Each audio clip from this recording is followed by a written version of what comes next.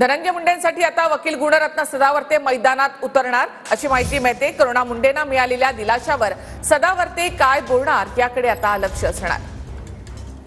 तर धनंजय मुंडे यांच्यासाठी आता ॲडव्होकेट गुणरत्न सदावर्ते हे मैदानामध्ये उतरणार असं बोललं जात आहे। सध्या ॲडव्होकेट गुणरत्न सदावर्ते आपल्यासोबत जोडले गेलेले आहेत। सदावर्तेजी, स्वागत तुमचं TV9 मध्ये। तुम्ही आता धनंजय मुंडेंची केस लढणार आहात।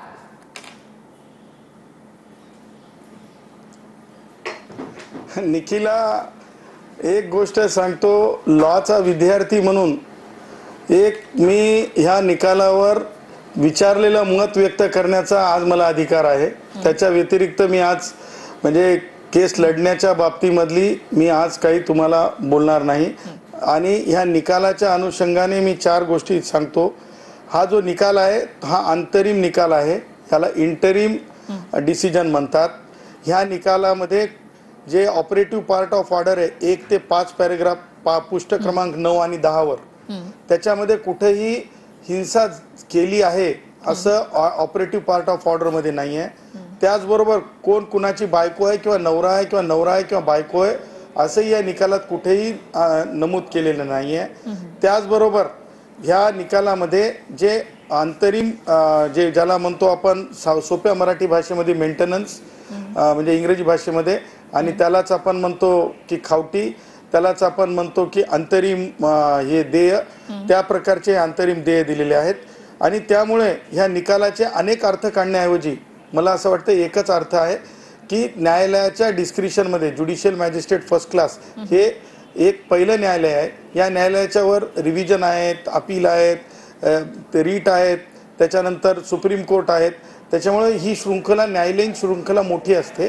त्यामुळं एखाद्या निर्णयावर आपण अंतिमतः कोणीतरी खुलात पाय गेला, माननीय मंत्री धनंजय मुंडे साहेबांचा, किंवा त्यांच्या आता अडचणी वाढल्या, किंवा आता तुम्ही आता म्हणालात की राजीनामाच दिला पाहिजे, हे सगळं जे आहे ना, हे मला असं वाटतंय की आपण हे राजकारणीकरण करत आहोत एखाद्या निकालाचं, जे की अत्यंत हा निकाल जो आहे एका म्हणजे एका म्हणजे 4 कॉर्नर्स मध्ये दिला जातो।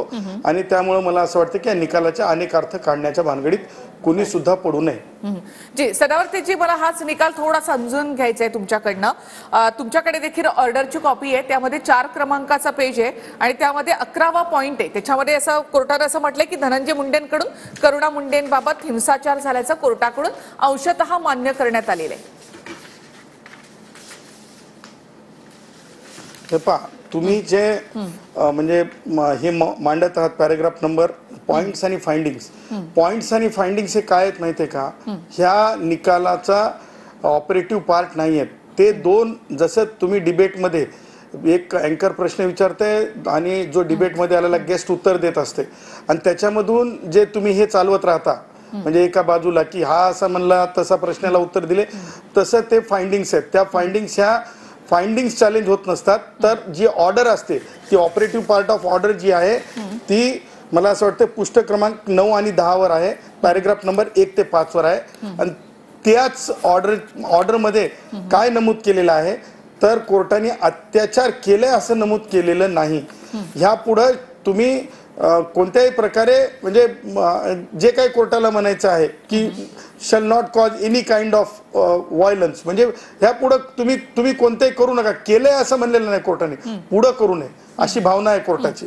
त्याच्यामुळं मला असं वाटतं की आपण एखाद्या ऑब्झर्वेशनचा, अनेक ऑब्झर्वेशन्स येतात कोर्टांचे, तर ते ऑब्झर्वेशन्सला की नाही इवन सर्वोच्च न्यायालयाचे ऑब्झर्वेशन सुद्धा किती मान्य करावेत हा सुद्धा डिस्क्रिशनचा पार्ट होऊन जातो। त्यामुळे ऑपरेटिव्ह पार्टमध्ये कोणतेही डिक्लेरेशन दिलेलं नाही। एखादी व्यक्ती म्हणू शकते की माझे पती आहेत, तर दुसरी व्यक्ती म्हणू शकते की मी लिव्ह इन रिलेशनशिप मध्ये आहे। तर एखादी हे काय लॉ डेव्हलप होत गेला की बरेच वेळेस डेटला जायचे नटी किंवा हिरो हिरोईन्स, तर त्यावेळेस नंतर एखाद्या फ्रस्ट्रेशन मधून हिंसाचाराच्या तक्रारी व्हायच्या, तर कोर्टाने त्या गोष्टीला सुद्धा कितपत हिंसाचार मानावा हे सुद्धा आता म्हणजे अलीकडच्याच काळात सर्वोच्च न्यायालयाचे निकाल आले, तो लॉ सुद्धा डेव्हलप झालेला आहे। त्यामुळे मला असं वाटतंय की याचं राजकारणीकरण करून किंवा सामाजिकीकरण म्हणजे स्वस्वार्थासाठी म्हणजे सो कॉल्ड सामाजिक कार्यकर्ते जे करत आहेत ते मला असं वाटतं ते अत्यंत दुःखद आहे. आणि मला असं वाटतं की न्यायालयाची जी पवित्रता आहे त्या न्यायालयाच्या पवित्रतेच्या पुढे जाऊन सामाजिक कार्यकर्ते वर्तन करत आहेत असं मला वाटतं. जी जी